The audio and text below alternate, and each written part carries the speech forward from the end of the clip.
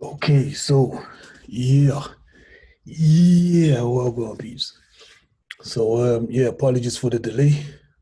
Without further ado, day one, what is Hermeticism? Where does it come from?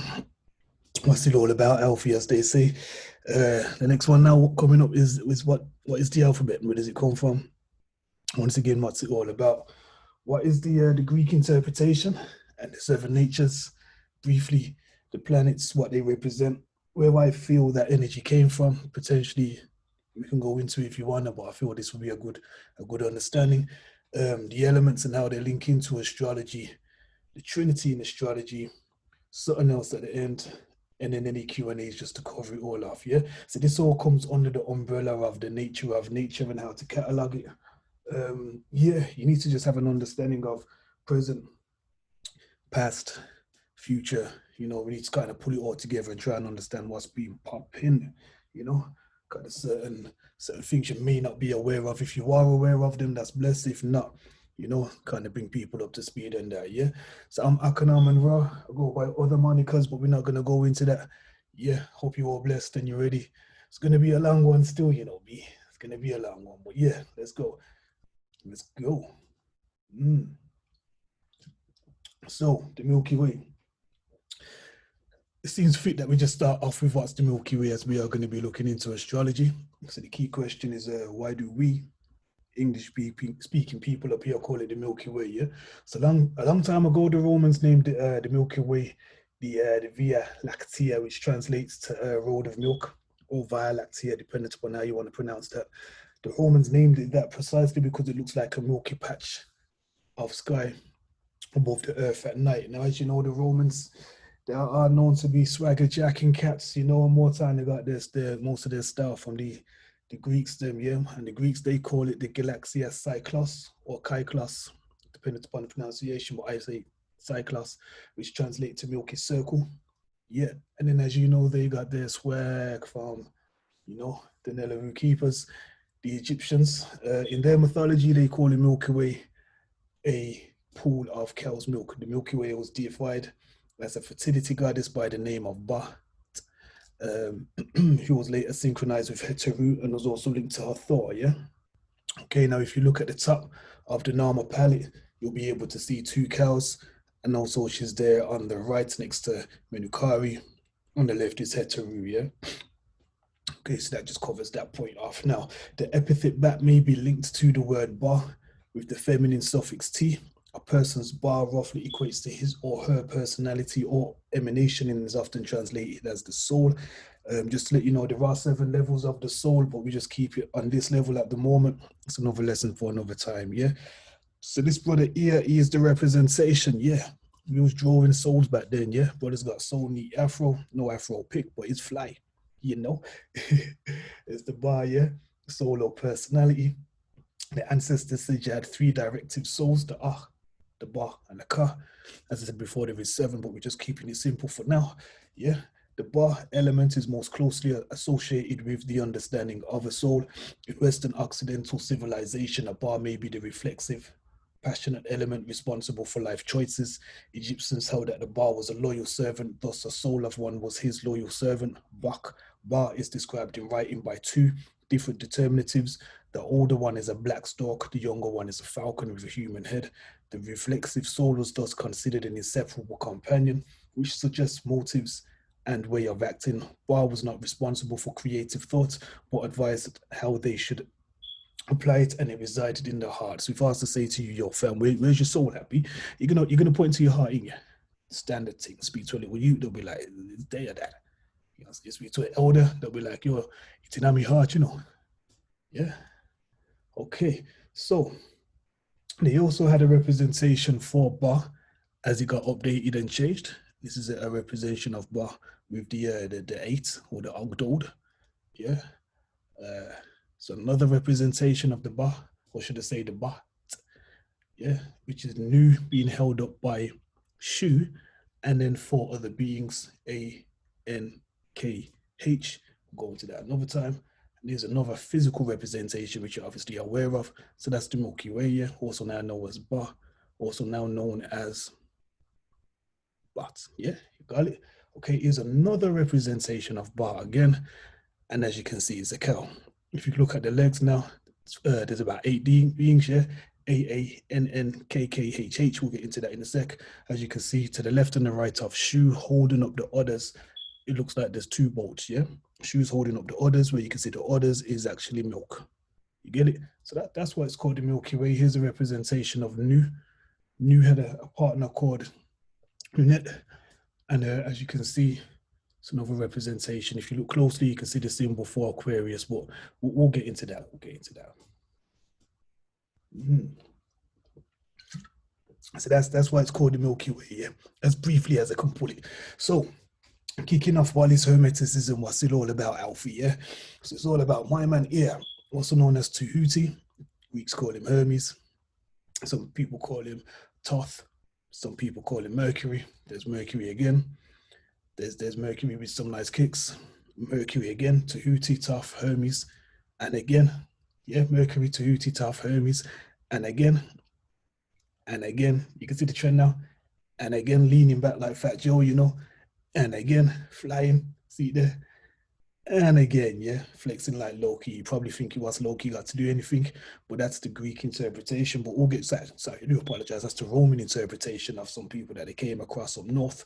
But we'll get into that still, yeah. So Hermeticism, sorry, takes its name from the god Hermes Trismegistos or Trisgratis, Hermes Trismegistos, in turn, which was so called because of his identification with the great Egyptian god of wisdom and magic, Thoth. Okay, now Thoth is a Greek attempt to phonetically render Tahuti, the late antique form of the very ancient Egyptian named Jehuti, who was the god of writing, magic, wisdom, and the moon. Okay, so bear that in mind, the moon, okay? In an effort to express His majesty when writing his name, Egyptian scribes, as they say, would often append the epithets A-O, A-O, A-O, which to me is like A-yo, because you got the A and the O, so you know it's A-yo, literally great, great, great, meaning greatest, yeah? Okay, the Greeks and the Greek-speaking Egyptians translated their Egyptian epithet as Trismegistos, also using it for their Thoth, Hermes. Okay, so as you can see now, there's a standard pattern. What you really want to try and do, though, is get an understanding of what is the nature, you get what I'm saying? So I could say to you, yo, do you know John? John's anyone, but if I was to be like, yo, John the roadman, you'd be like, oh, okay, John, oh. Automatically with that one sentence, or not even a sentence, with that one word, I've actually changed the whole nature of who John is now. John's someone that you want to be around, but at the same time, you can't potentially leave your chick around. If you lost a $5, you leave your wallet in his house, it's gonna be, it's gone. You get me? If I was to say the same with regards to like Stacey, no, in fact, I say Karen. Do you know Karen? In the modern times, you know Karen now. One word, yeah? You know the nature. You get it? You dig? Okay, moving on. So, just as Thoth was considered an all-wise font of sacred knowledge and author of all sacred books in Egypt, Greco-Egypt and in the Greco-Roman world and later in Renaissance Europe.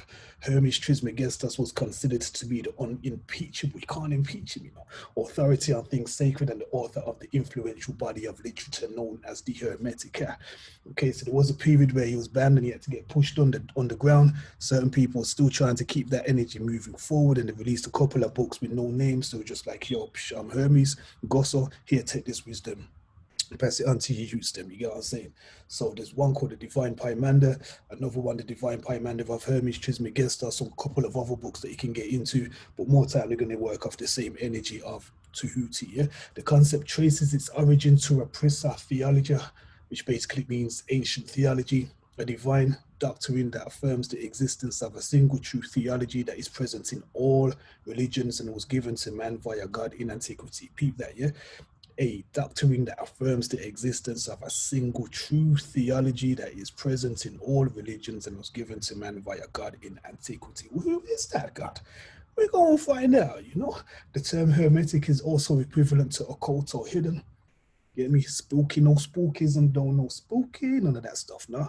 Pure it. So loved was Hermes, they made a city for him called Hermopolis or Hermopolis, the city of Hermes, yeah? AKA Hermopolis Magna, ancient Egyptian Kemenu, as they call it. It was a major city in antiquity located near the boundary between Upper and Lower Egypt, yeah? So man's like, yo, I'm so balanced, I'm not even going to be over Soso or over Yasso, I'm going to be in the middle, yeah? All right. No beef, you'll say, no beef. Okay, a Christian tradition holds that it was the place where the Holy Family found refuge during his exile in Egypt. Yeah, we'll get into that later. See there, Hermopolis is chilling in the middle. You've got a couple of other mystery schools as well. One's called Heliopolis. You got Memphis there near the top, yeah?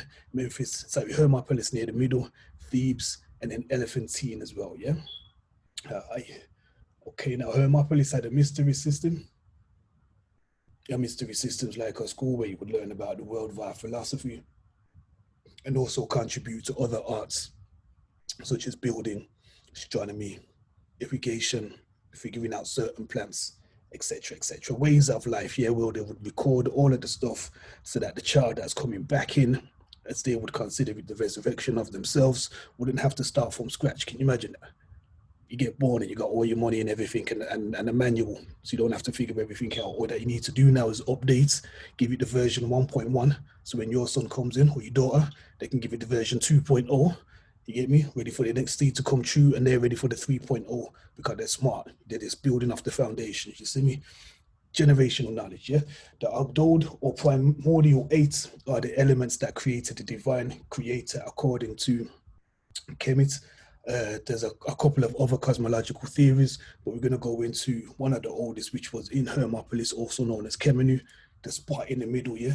It briefly talks about celestial beings called Nu, who created Toph, who creates 8 beings called the Abdode, Ammon, Ammonet, Nun, Nonet, Ke, Keket, He, and Hehet, because they was working with the energies of duality, yeah? So if you remember the cow, and I was saying that there was 2 on each cow holding up the Milky Way. Those are the 4, yeah? Now, bear in mind, it's the energies of 1 really in 2. So if you was to break it down now, you really got the Ankh, yeah? You dig? All right, cool. So aspects of the story are used in the creation story of Ptah, Ra, Ammon, Aten, and other creation stories. They all deal with creation of the creator and not what existed before creation. All right? So it's a little, just in case you can't see, we have that glaucoma or cataracts, we need to go Specsavers or something still. Anyway, larger breakdown of the actual areas, you can see what's lacking. You got Heliopolis down there where they're dealing with the 9, the Ennead, sorry. You should check them out. Atum, Shu, Tefnut, Jeb, Nu, Osiris, Isis, Nephthys, Seth.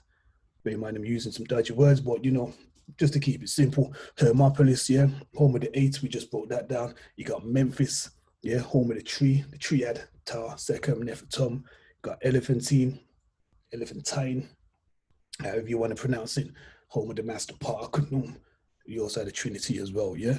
Okay, let's have another look. Now you got to bear in mind now that these concepts are quite they're old, but they're new because prior to the dynastic period, you're still dealing with the energies of Kush, where they had Nabtaplaya. You still got Nubia. You had some older deities that will also move forward. So simple thing to kind of observe, I should say, is that in Nubia they had a bag of pyramids. Everybody was venerated. Down in Cairo, you got like a couple, big ones, but just a couple. You get what I'm saying? Let's bear that in mind. Okay, so here's a rough timeline. It's very open to debate. I'm not really going to go into it and have an argument with someone, but the cosmologies are old. Yeah, they're old. Yeah, you got Alexandria all the way down there. You with me? All the way down there before Christ. Yeah. Okay. So let's talk about Thebes for a second, yeah, because Thebes was on the list, but we never really went into it. So just slightly, so Theban, also known as Waset, also known as Thebai, also known as Nut Iman, or the city of Ammon. It had a theology that claimed that Ammon was not merely a member of the Agdod, but the hidden force behind all things. There was a confluation of all notions of creation in the personality of Ammon, a synthesis which emphasizes how Ammon transcends all other deities in his being beyond the sky and deeper than the underworld. One Theban myth likened Ammon's act of creation to the call of a goose, which broke the stillness of the primeval waters and caused the Agdod and Ennead to form. You see, so they're leaning on other concepts, yeah, to keep it pushing. What's the greater truth? Ammon was separate from the world. His true nature was concealed even from the other gods. Them at the same time, however, because he was the ultimate source of creation of all the gods, including the other creators, including the other creators, were in fact merely aspects of Ammon. So they're saying you're so great was my man. Everybody else is just, they're just styling off his style. You with me? Ammon eventually became the supreme god of the Egyptian pantheon because of this belief concept. Yeah, Ammon is synonymous with the growth of Thebes as a major religious capital, but is the columned hall, with its columned hall, colossal statues, wall reliefs, and hieroglyphic inscriptions of the Theban temples that we will look to gain the true impressions of Ammon's superiority. Thebes was thought of as the location of the emergence of the primeval mound at the beginning of time, okay? So you may notice that as well, a lot of these concepts to come forth and they say, you know what, this is the new deity, it's built on the old ones, but it was built here. You come and you ride in a dine or flying, let's go. And if the concept seemed nice and fair, maintain my art, the man's will be like, and anybody will be like, you know what, let's go. It's cool. I like it. I like his style, Let's just move in my man still. Pharaoh's moving a bit Dutch anyway. So let's go. Maybe I can shut some stuff down here and feed my family and stuff, Cool. So they had a triad of Khonsu, Mu, and Amun Ra, yeah? Let's go, Lily. So what is Hermeticism? Scholars such as Diodorus Siculus from Sicily, writing in the 1st century AD, he studied the Hermetic writings and, like many others, believed that all original knowledge had originated from Egypt. The Greeks, the Romans, gods had been born there. Egypt was the source of wisdom and knowledge and was considered the sacred land, before any of that stuff. Sacred land, yeah? So while they are difficult to date with precision, the texts of the corpus were likely redacted between the 1st and the 3rd century. During the Renaissance, these texts were believed to be of ancient Egyptian origin, and even today, some readers, translators, and scholars believe them to date from the Pharaonic Egypt period, since Plato's Timaeus dealt upon the great antiquity of the Egyptian teachings upon which the philosophers purported to draw.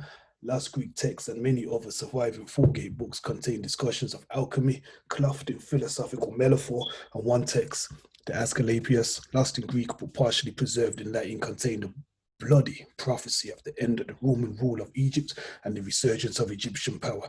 Thus, it would be fair to assess the Corpus Hermeticum as intellectually eclectic. There are many parallels of Egyptian prophecies and hymns to the gods, but the closest comparisons can be found in Egyptian wisdom literature, which is characteristically couched in words of advice from a father to a son. In Demotic papyri contain substantial sections of dialogue of Hermetic type between Thoth and a disciple. So the whole perspective was like, let me just write these things down, but let me drop it like I'm talking to my youths, so that more time now I'm making it easy to understand. You with me? They were saying, if you can't break something down and then you can't understand it, forget it. You get what I'm saying? So yeah, that was like a tradition. We're going to come across a couple of other traditions that also blend into astrology as well as other mystery systems that are out there. Yeah, the Hermetic tradition is not a single dogmatic school of thought or one particular spiritual system. Rather, it is a living body of knowledge and practice that springs from a common root while bearing a variety of blossoms, as in the original Hermetic school, stimulating diversity of views and experiences that may be found in contemporary Hermeticism, although there are some broad characteristications that can be made. Humbly, I ask you all to have some spiritual curiosity. Don't bind yourself to one school of thought. It's not the way, fam. You know, you're going to be blind, and you're not going to know what's going on. As all schools have a path to the divine, don't be bound by ignorance or by intuition alone, as wisdom can be found in the women at universities and also by the women who wash clothes by the sea, as well as the mandem in the universities and the mandem that's on the road. You know, polytheism and monotheism are respected. The divine makes itself known by many names and wears many faces. Many. Nature reveals the divine, many, yeah. We needed there though. So modern scholars sometimes distinguish between two types of Hermetica, the philosophical works and the more occult-orientated treatises. To some extent, this is an artificial division. Man's always coming in chopping up the things. There's no need to do that, yeah? As others have put it, whether practical or theoretical, magical or philosophical, the corpus of works all come out of the very same complex Greco-Egyptian culture, Ptolemaic, Roman and early Christian times. But it's all African. Just demonstrated, it's all African. Several of these occult works deal with astrology, often in specialized circumstances, such as the Brontologion, a 2,000-year-old text talking about the ascendants and people's facial features found in the Dead Sea Scrolls. There was like, rah, it's talking astrology, and I thought it was going to be some Christians. No, it's more Africans. What's going on? The Itro Mathematica is another book. It's a collection of treatises on astrology, medicine, and also the book of Asclepius called Myriagenesis, which looks at the medical aspects of the theory of correspondence between the human microcosm and the universal macrocosm. Yeah, the Holy Book of Hermes addressed to Asclepius looks at plants from an astrological point of view, whilst the 15 star stones, plants, and images looks at some stars for their medical properties. You can see the theme here now, yeah? Alchemical works appeared under the name of Hermes, some before the Christian era. A prologue for one of these works is the Coriolanus, says that the god Hermes Trismegistus received his book from angels as God's greatest gift and passed it on to all men fit to receive his secrets. Some of them, man, them should not have got them secrets, but we won't go into that at the moment. The first of the 6 surviving Coriolanus has 24 chapters, one for each letter of the Greek alphabet that begins the names of a bird, plant, fish, stone treated in that chapter. It's likely that these books can be traced back to Bolos Demetricus of Mendes, who dates back to sometime after 200 BC. Blood clot. Okay, let's look at the Greek alphabet for a second though, yeah? There's a dude out there now, he's passed away, bless his soul, called Yosef Yahuda. Yeah, Jewish dude for about 30 years. He's been trying to get it all together, dropped it just before man crossed over. Book called Hebrews Greek. For about 30 years, the genius Jewish researcher Joseph Ezekiel Yahuda compared 3 languages, Jewish, Arabic, and ancient Greek Homeric. Finally, in the year 1982, 38 years ago, in London, UK, he published a 680-page book called Hebrew is Greek. Surprisingly, most of the copies of this book have mysteriously disappeared. You can find the thing on online, yes, PDF it. Heavy reading. When you get through, you'll be like, oh okay. See what dude's trying to say. The brilliant Joseph Ezekiel Yahuda was born in Jerusalem in the 1900s. He was a Jewish lawyer, who practiced in London, as well as a freelance author and a teacher of linguistics of Hebrew at the Judaic School of Tangiers. He is Jewish by nationality and religion, who was well versed in the Old Testament, the ancient and modern Jewish language, half of the Quran, the ancient and modern Arabic language, and French, English, and Latin, yeah. Yahuda argues in a humble approach that both Hebrew and Arabic are Greek in their origin. Why? We'll find out. So Joseph passed away, rest God sorry, in the 995, yeah? In the 1995. Yeah, so I don't know. Can you see the similarities to the left contender? You know, Hebrew is coming in, weighing 800 pounds, been there for a while. To the right, We got Greek, weighing the same weight. Looks like it's been skipping a lot. No timber, but you know, it's doing the thing. Can't see the similarities, my brethren. Can't see it. Some of them, one of them, two of them, but not all of them, fam. Can't see it. Can you? No? Nah, you lie to me. You can't see it, but you can't see it. Anyway. The Phoenician alphabet is the mother of the Greek alphabet. So just to bring that into context now, yeah? So we've got Hebrew, we've got Greek, we got Phoenician. Yeah, Phoenician's the alphabet. Now, the reason why we're looking at languages, if you remember, Hermes is dealing with languages, yeah? Astrology, words, things of that nature. So we've got to go into that nature, yeah? So we're looking at the words at the moment, just trying to figure out, where did they come from? Bear with me. You're probably like, what's this got to do with astrology, my G? Well, go on. Just wait, B. You know, just let man build, do his thing. Let me do my thingy, yeah? And then from there, then you'll be like, rah. And I'll be like, yo, I'm no B. Try to show you, innit? Try to show you. Anyway, the Phoenician alphabet is the mother of the Greek alphabet, yeah? So this is Greek, it's Phoenician, yeah? Phoenician's doing its thing. You can't really see the similarities, but they're there though. They're there. It's got to be patient with it. So the Phoenician alphabet was used to write Northwest Levant languages. The Levant is more or less like the area around Israel and kind of Egypt and that part, like Mesopotamia, kind of, they'll be further back, yeah? Specifically, early Moabite, Ammonite, Edomites, and Old Aramaic fonts use this kind of approach. Yeah, the Phoenician font as a parent, which they ascribe to Proto-Sinaitic scripts, which is a Middle Bronze Age script, and they located samples of this in the Sinai Peninsula in Egypt, Africa. I'll stress that it's Africa. The logical question, well, who is the mother of this script? Because we're now looking at the family tree. Let's see what go on. Yeah, see who the mom is.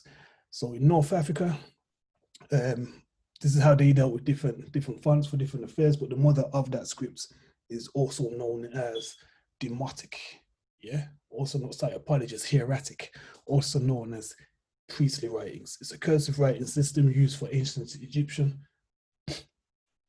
writing, and is the principal script used to write that language until the rise of the Demotic script in the first mill BCE. Yeah, so that's that one there, yeah, Demotic. They look kind of the same, yeah. Move forward. An example of Demotic script is the black box there, yeah? This font was used particularly on steles from the Serapeum at Saqqara and was also considered the administrative and legal scripts, yeah? But all of those two, they get their flexes from this one. Yeah, hieroglyphs. So yeah, this script itself, or this typeface, was used primarily for religious texts and literature, yeah? So if you check it now, what I'm trying to say to you is they had two fonts, Demotic, hieratic, and hieroglyphs. But hieratic steps over hieroglyphs as a quicker way of getting that holy writing across, okay? Religious texts across, yeah? Just to kind of put it into kind of a perspective. You got two types of font, generally saying the same type of thing. The top one you would normally use for like formal affairs, like young getting married or babies getting christening, or, you know, man that was winning an award or something like that. And then you got the bottom one, but you kind of like, even that's a bit formal. I should have used Comic Sans to give you the point. You know what I'm saying? If you're using Comic Sans, you're a comic in it. Yeah. Don't use that font. Only joking. You can do whatever you want. But generally, it's kind of like, okay, if I'm going to write a nice letter to my mom, you know, happy Mother's Day and that, I'm going to try and get my calligraphy game on. Whereas if I'm talking to the man still, I'm going to be like, yo, yeah, and just scribble the thing like I'm a doctor. You know what I'm saying? And that's the whole approach that they had. So remember, another custom now. You had the father to the son custom, that tradition. You also had, if I'm going to talk to God or talk about some godly stuff, that's got to be written proper. You know what I'm saying? Chat to the man. They might just give them whatever. Dig. Okay. So let's have a look at some of this Medu nature with the hieroglyphs. Yeah, so this is the Abydos King list. Yeah, the Abydos Kings list, also known as the Abydos Table. It's a list of names of 76 kings in ancient Egypt found in the walls of the Temple of Seti. First, Abydos Egypt contains 3 rows of 38 cartouches. Don't like to use the word cartouche, but I'm going to keep it simple. Each one has the name of a king. In each row, I should say, The upper rows contain names of kings, while the third row merely repeats Seti's throne name and nomen. Yeah, so I won't go too deep into is there. But what you're looking at is all of them were saying that, yo, I'm the son of God.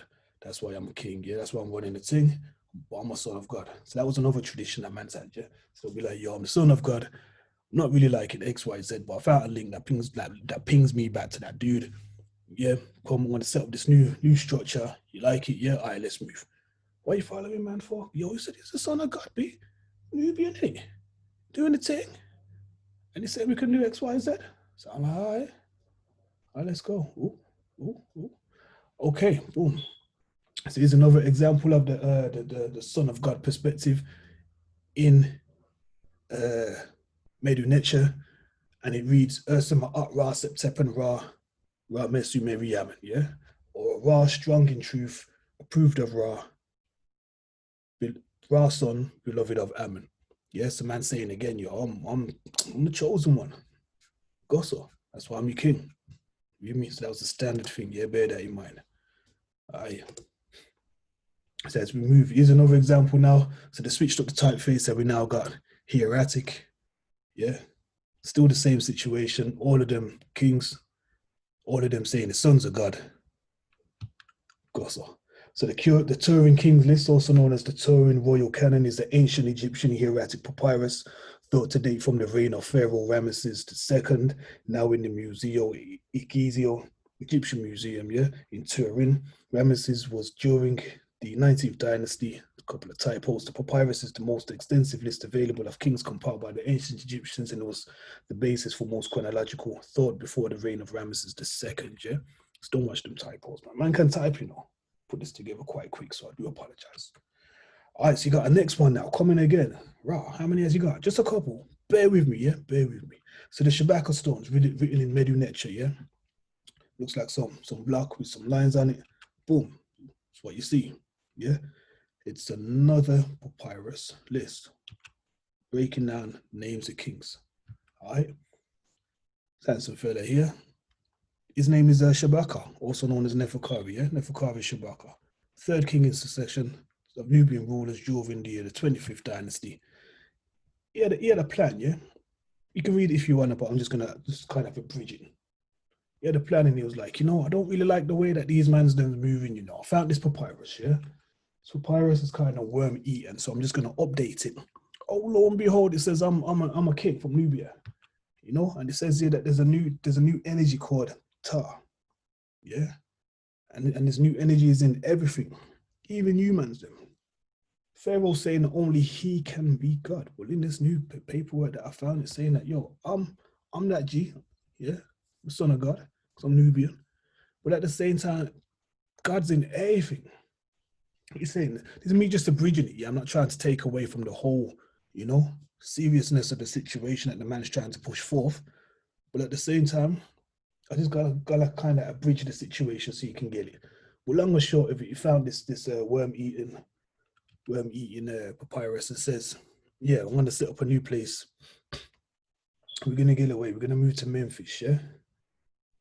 Now on the stone itself, it actually contained three breakdowns or three stories. On one side is the story of the creation of the universe, also known as the Memphite Theology, Theogony. On the left is the story of peace made between Seth and Horus, as well as the story of Osiris's body being washed onto the shores of Memphis, where we're going to set up shop, yeah? Okay, now obviously the stone and the breakdown revolves around Neferkari, being that dude, you know what I'm saying? But at the same time, what he actually postulated was quite revolutionary. He says, you know what, as I said, Ptah's in everybody, yeah? Everybody has heart and every mouth has tongue. In the bodies and the mouths of all gods, all men, all cattle, all creeping things, of everything that lives. And he says that Ptah brought everything into being, yeah? So what he's really saying when you break it down is, yo, Ptah's in everything. So everyone's like, everybody, even me. I thought the Supreme Zone is supposed to be in Pharaoh. I was like, nah, B, my G, everything. I was like, rah. I was like, yo, you rolling?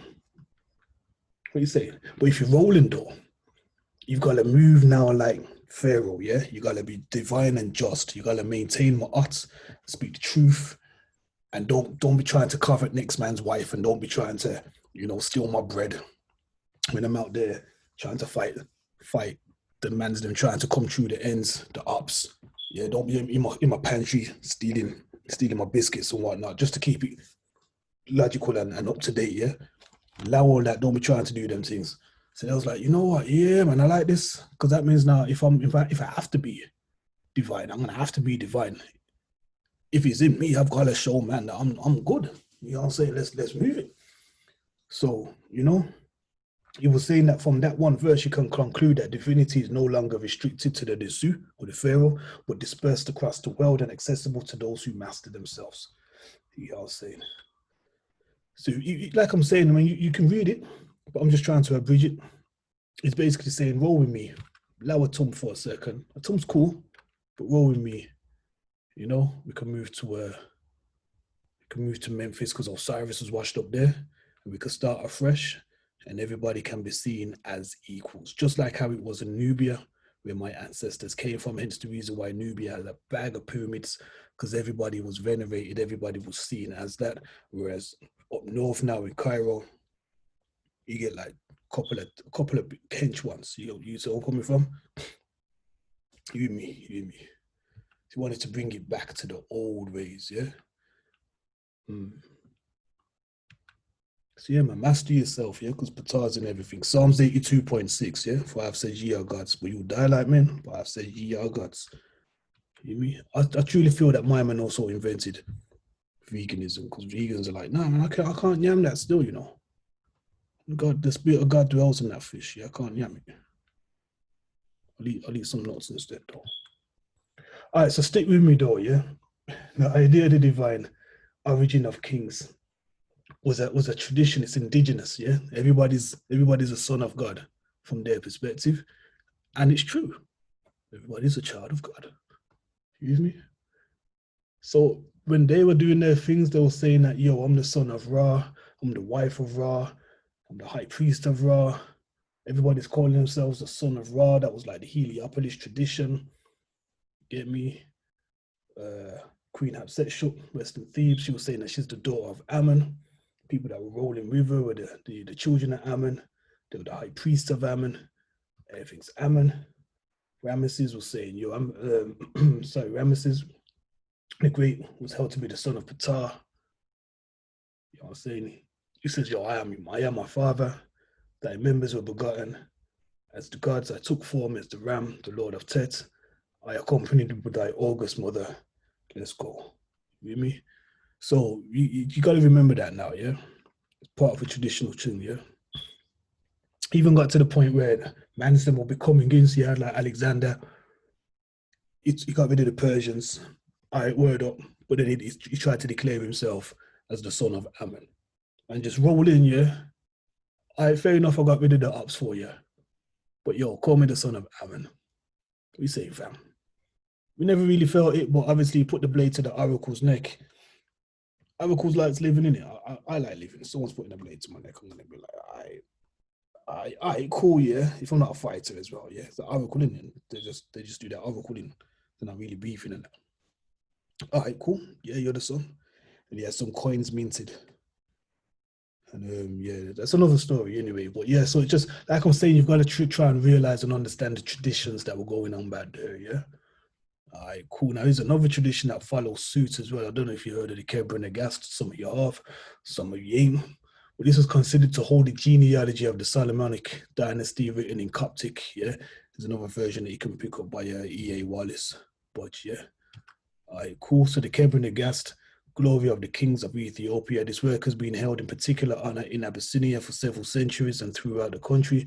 It's been and still is venerated by the people as containing the final proof of their descent from the Hebrew patriarchs and the kinship of the kings of the Solomonic line with Christ and the Son of God. Yeah. Excuse me, a couple of images from there.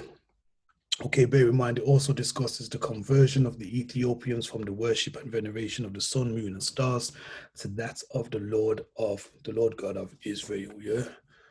Okay, so if we have just a brief overview now, we're looking at Coptic, Hebrew, and Greek. Yeah, Coptic, Hebrew, and Greek. Still can't see the similarities with the Hebrew and the Greek. Well, I can see that the Greek and the Coptic, yeah, it's coming like they practically with that language for them. So you got the Aleph, the Bet, Theta, Delta, and the rest. Yeah. A couple of new ones on the Coptic side, but we can still see the link to the Greek, but we can't see the Greek and the Hebrew. Yeah, it's quite tough, right? It's quite tough. Yeah, let's go. So now we're going to get into some astrological stuff and show you where all of this is leading. Yeah, all of this. You're like, come on, man, get to the point, B. But like I said, you gotta work with me, innit? Like, you know. So this is the image of Dendera, the zodiac of Dendera. Just to let you know, the real one was actually taken down, and they put up a next one. So we don't even know if we are actually looking at the true representation of everything and whether they're in their correct locations or not. But when you look at the actual science behind this, it's the whole zodiac in one wheel under the one sky.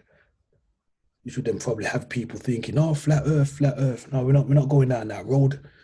We're just looking at the zodiac. Okay, you see there?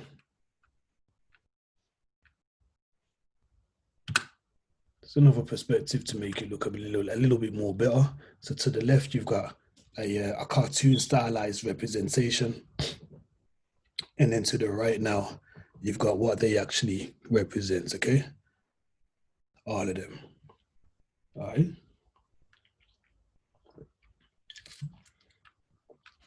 Okay. Hopefully you can see Scorpio, Capricorn, Sagittarius, Cancer, Taurus, the twins, Leo, and so forth. You can also see the Ankh is there, yeah? That circle with the 4 in there. I should say the 4 on the 4, which is the Agdod. That's the actual Ankh, yeah? Next to Capricorn. All right? Capricorn and Aquarius to be specific, but just below the tail of Capricorn.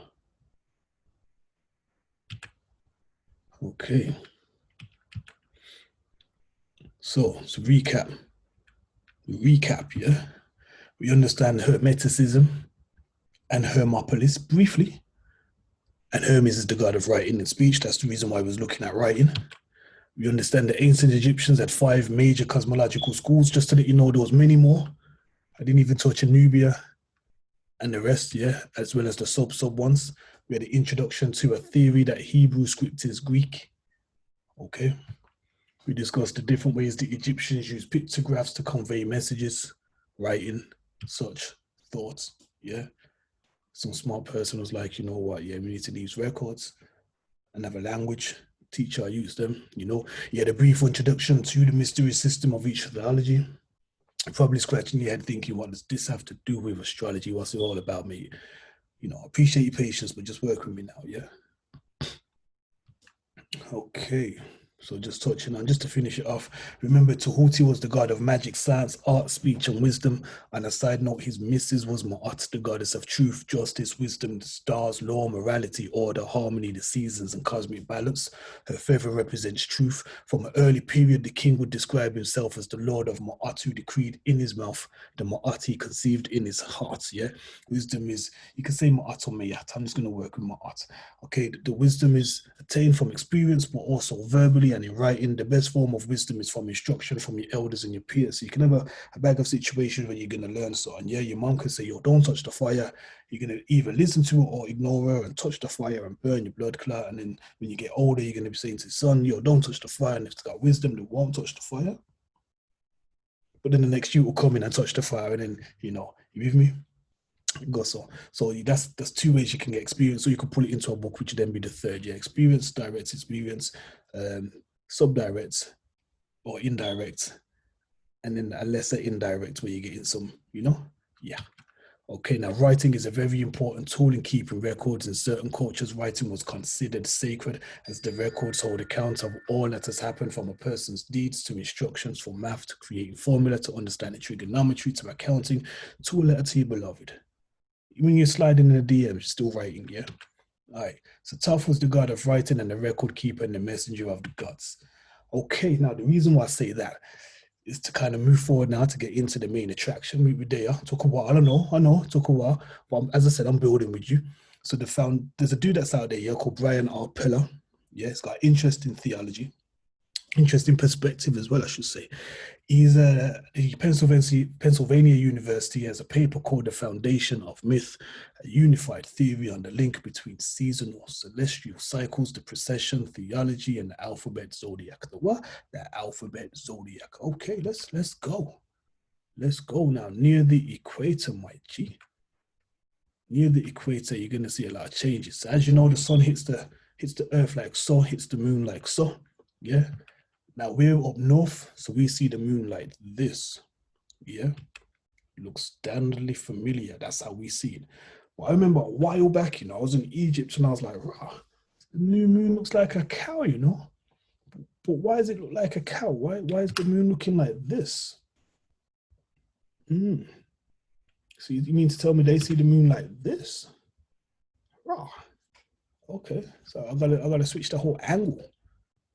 Yeah, so he noticed that as well. Like a lot of people know that if you travel, you know that, but if not, then you don't.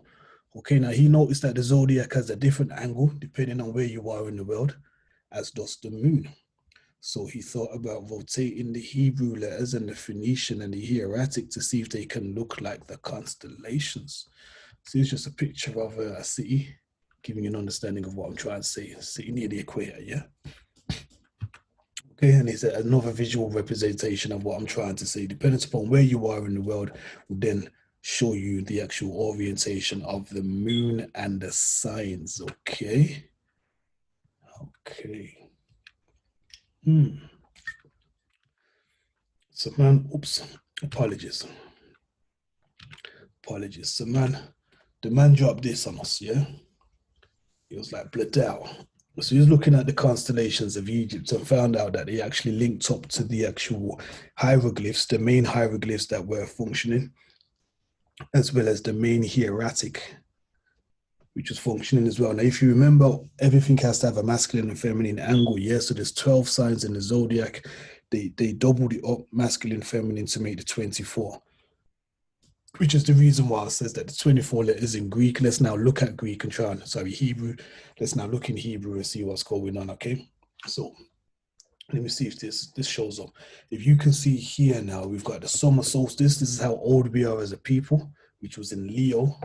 Yeah, the summer solstice. If you've got the summer solstice in Leo, then we're going to have the winter solstice over here, yeah? You remember the boat at the start? Remember the boats? Milky Way. So the Milky Way is going straight down. That's why Leo's got Milky Way all around his face as well, yeah? Okay. We got the autumn equinox in Scorpio, and then the other one in Taurus. Yeah, that's why they call it the Bronze Age, because the start of the season wasn't in Aries as we have. It was actually in Taurus, and as you know, Taurus rules bronze, and then we can move on to the Iron Age and so forth and so on. Yeah. Okay, now it's interesting to see this here. Yeah, we got Gemini as a candle, and Scorpio as a crocodile. Sorry, apologies. Cancer as a crocodile. Bear that in mind, okay? Cancer is a crocodile. Gemini is a candle. Yeah. Everyone out there looking for the twin flame is you, fam. It's you. Remember that, okay? Yeah. Looking for your twin flame. It's not no girls, not no man. Don't be preying the DMs and seeing if anyone's sliding in like it's Disney on Ice. Nah, B. It's you. Remember, you got your soul, your double. Remember that? It's the tradition, yeah? All right, cool. And the Capricorn's over here. Cross. All right, so, boom. It was like, all right, let me do this. Now, remember, you've got to rotate your head in it, because that's the angle that he's working with. It's like, you know what, them dudes, they're further down. So let me rotate my head slightly, different angle, and see if that makes a difference. So you got Aries to the left, modern Hebrew, the Chinese zodiac, the Chinese lunar zodiac, and then Phoenician. So we're saying that this is the front of the rams, the back, the front, the back, the front, the back, Now I can kind of see. I was kind of like, I see where you go with this beam. Okay. I can see where you're going now. So you got Taurus now, yeah, and in the back, Taurus, the Aleph, and the Beta.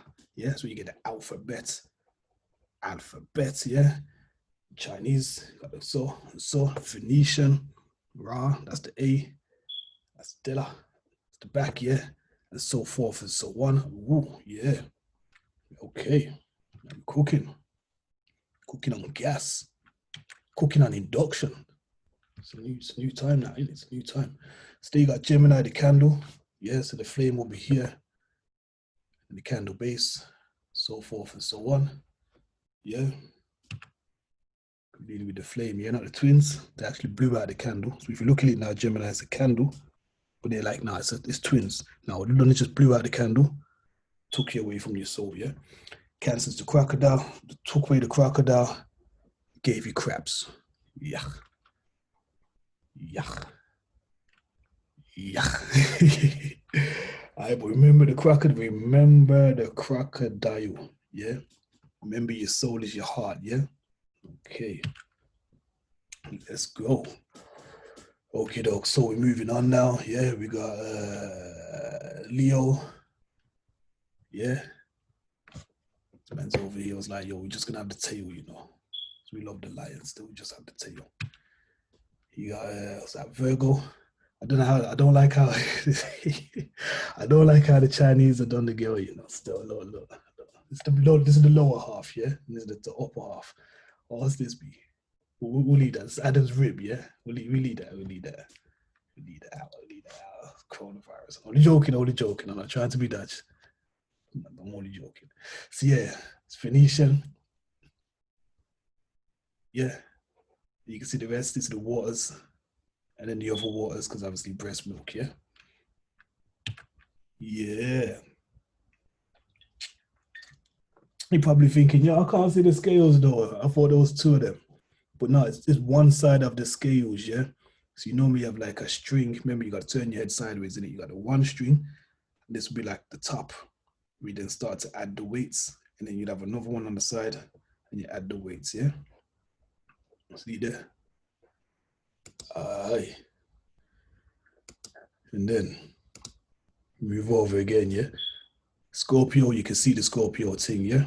Straight, you're now starting to get the concepts because you're looking at it from a different perspective. You hear me? Sagittarius, bow, arrow, so forth, yeah?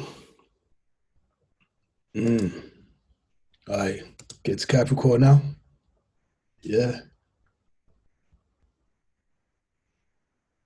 It's interesting that they got the cross,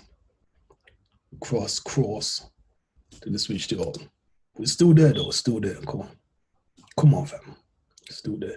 And then Pisces, all this time, you know, when I was a youth, I was like, yeah, it's gonna be two fish. I only see the one fish. It looks like a sperm.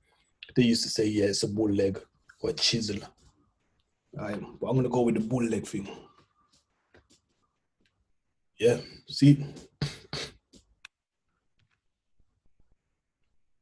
Okay, now you're probably wondering what is the Caranovo zodiac. It's a big wheel that they found somewhere in the desert, and it's split into four, and it's got different little like bits of writing, and then someone figured it out. I said, the zodiac.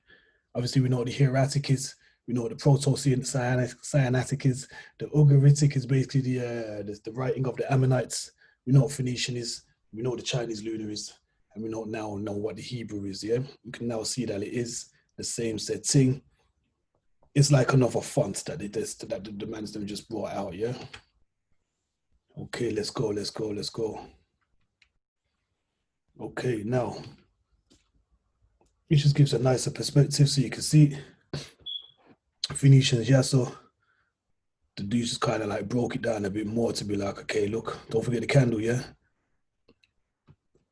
Yeah, all right. What he's done also is just brought it up to date. So we now got the summer solstice, which is now in the crocodile. We say Cancer, but it's in the crocodile, and the winter's still in Capricorn. It was in Aquarius, but it's still in the domain of Saturn, because Saturn rules Aquarius, and also Saturn rules Capricorn. Yeah, bear that in mind now. Who is Saturn? If you remember, the Aquarian one was gone.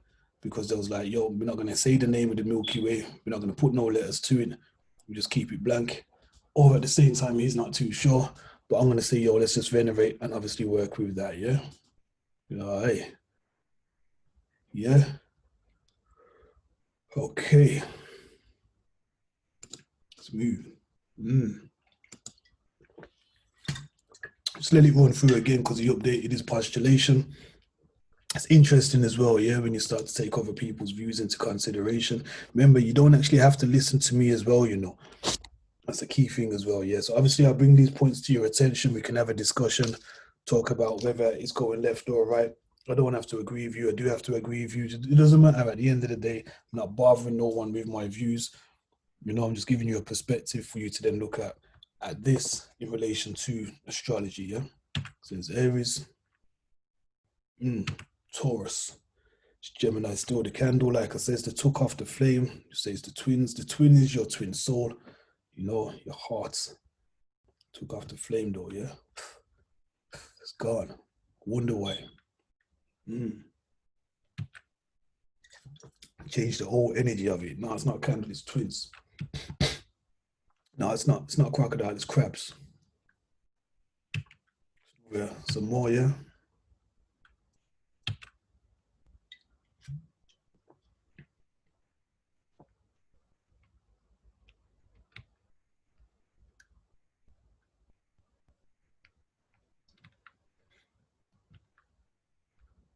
We got Libra now. We got Scorpio, Sagittarius.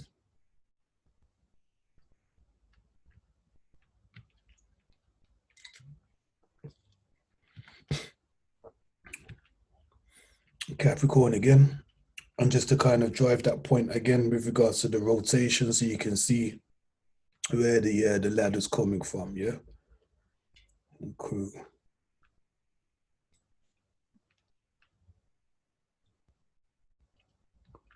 This is just a small perspective with regards to the Milky Way, yeah? It's the milk being poured out. It's Capricorn, Sagittarius, yeah? The milk being poured out, yeah? You remember the boat, as I keep saying, remember the boat's the Milky Way. Okay. So, as I was saying before, with regards to the traditions, because they take the style and they also take the tradition, but they don't know where that tradition comes from, yeah? So, yeah, looking at the book now, you can see as a hypothesis, maybe they had to have their nicer fonts for their, you know, for their Greek, you know? But that's a topic for later, yeah? There's a pharaoh giving a Tahuti some ma'at, yeah? Some ma'at. All right, let's go. Hey, yo, hey, yo, hey, yo. So, yo, salvation in its largest sense is the resolution of a woman or a man's fate wherever it finds him or her. Yes, save yourself. It's a common concern of theoretical and technical Hermetic and alike, though the latter texts generally advertise the daily deliverance from banal misfortune, of disease, poverty, and social strife, while the former offer the grander view of salvation through knowledge of God and the other and the self, yeah? I feel we should work with the latter. What do you think? Just to recap again, generally the kind of approach to thing in modern times, like, yo, let me find a way to get some screw, like some money, some pee, yeah? Let me get away from these misfortunes of disease and stress and poverty and social strife. Where back then it was all about, yo, let me save my soul and get a closer awareness of the Most High, yeah? So I can understand my brethren and myself. Remember what Shabaka was saying, yo, if you're rolling in Memphis, yeah, then you gotta roll a certain way. Don't be rolling with me if you're on some BS, you know. Now all that, yeah. Where's your piety, fam? Huh? Where's your piety, man? You with me? So as time progresses, you can see our man's done just lower the tempo and some, yo, hey yo, hey yo, hey yo. That's not hey yo, hey yo, hey yo. It's nah blood. Like, you don't do those things there. That's what that is. Yeah, you don't do those things there. Anyway. So just to tie it off. because I'm going to have to do this in 3 parts so I can upload. So you got the 7 Hermetic principles, yeah, just to tie this off. Now, the first one is the principle of mentalism. And that is, if you're not here, if you're mental, if it's you got to protect your neck. And if your head's gone, you're not here, then this place don't exist, yeah? But all is mind, the universe is consciousness. You dig? It's all mental. Not as in mad, but mental as in like everything you see is just a different vibration, and that vibration is consciousness condensed, yeah? Okay, all is mind, the universe is consciousness. The principle of vibration breaks down that nothing rests, everything's in motion, vibrating or moving, which then backs up the first one. If all is consciousness, consciousness is living, consciousness reduced its thoughts, created a star that then came down again, created air, condensed again, water, moisture, condensed again to create matter, yeah? You got the 5th. I'm not going to really touch on the 5th for now, but we'll get into the 5th at a later stage, yeah? You know what I'm saying? But everything's in motion, as you know. You got the principle of polarity. Everything is dual or has poles or opposites. Opposites are identical in nature, but different in degree of vibration. So just to give that perspective in an astrological sense, Cancer wants security for the family, the friends, in abundance. So Cancer's like, yo, food's all here, barbecue, let's eat, let's be merry, let's be happy, let's be jolly, yada, yada, yada. Everything's blessed because there's always going to be more, yeah? Capricorn now wants security because it knows that there isn't more. It's dead of the winter. No food, there's no nothing, moving like Scrooge because I want security. They both want security. That's the difference of their polarity, the difference of degree. Identical in nature, but different in degree, yeah? You dig? Okay. And then you got the principle of correspondence. So this is what we're going to look into as well, because everything corresponds. The Romans corresponding with the Greeks corresponding with the Egyptians. They, to be fair, were corresponding with the elder breakers of the knowledge. You with me? But everyone's trying to bring it forward to a higher awareness. If you ain't on that, then you add into the chaos, which we call isfets, which isn't really the thing, yeah? Anyway, though, the principle of correspondence, as above, so below, as above, as within, as without, so within. Everything has some form of a harmony and a correspondence, yeah? And then the last few, you got the next one, the principle of rhythm, yeah? Rhythm, I could say rhythm, but it's rhythm, yeah? Everything flows out and in, everything has tides, all things rise and fall, the pendulum swings is self-explanatory, and then you got the principle of cause and effects. Every cause has an effect, every effect has a cause, all happens according to law. The principle of gender is in everything, everything has a masculine and feminine principle, yeah?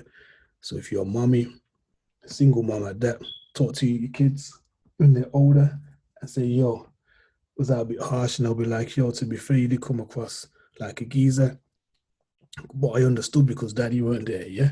And then you got the other side where, you know, a man, them, big man, hench and that, playing with his daughter, teacups, everything else. It's got to bring out the feminine. If she says she wants to have a teddy bear picnic with teacups, you got to put that pinky up, B. Pinky up, drink up, slurp if needs be, and have that etiquette and decorum, because that's the tradition. You get what I'm saying? Not to bring into the stereotype with a single mom, but I can only relate you back to myself, you know. Mom's obviously mom, certain times she has to play dad. She's bringing out the man inside of her, you get what I'm saying? And then that was the other example with regards to the man. The man could be fresh off a bid, you know, straight from pen. She sees his daughter. She's like, yo, we can play teddy bears.